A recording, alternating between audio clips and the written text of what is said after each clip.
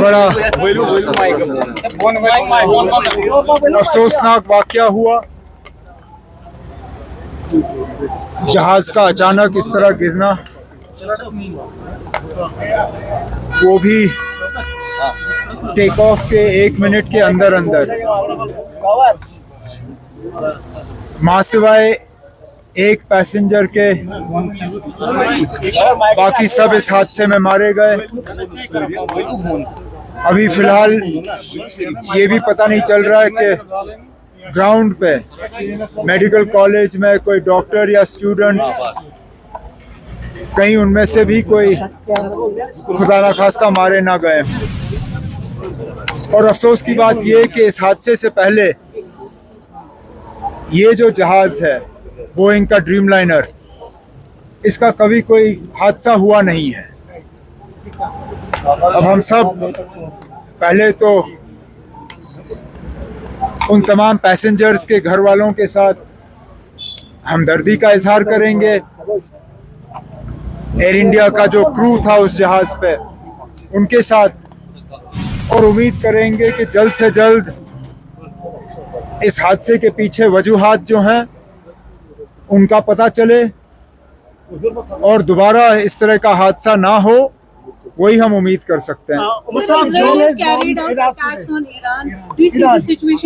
Of course it will escalate and it has an immediate impact on us. It has an impact on our fuel prices. It's had an impact on our stock market. It has an impact on the flights that have to fly to the west. But more than that, it has an impact on the sentiment of people.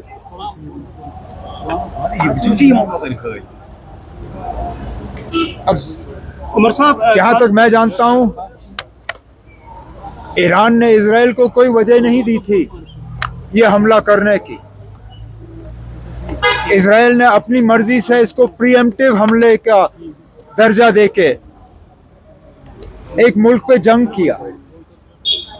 और अगर दुनिया की ताकतें इस चीज पे खामोश रहें तो मुझे लगता है ये बड़ी अफसोस की बात होगी।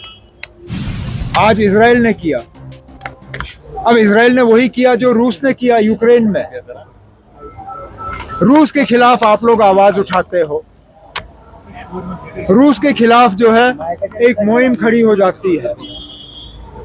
जब इजराइल के तरफ से ईरान पे हमला होता है तो ये दुनिया भर की ताकतें जो है, चाहे वो अमेरिका हो, चाहे यूरोप हो, चाहे और कोई हो, वो खामोश हो जाते हैं। अगर एक मुल्क का दूसरे मुल्क पे हमला करना गलत है रूस के मसले में, तो फिर यहाँ पे भी इजराइल का ईरान पे हमला करना ये कहीं से भी जायज नहीं है। ठीक।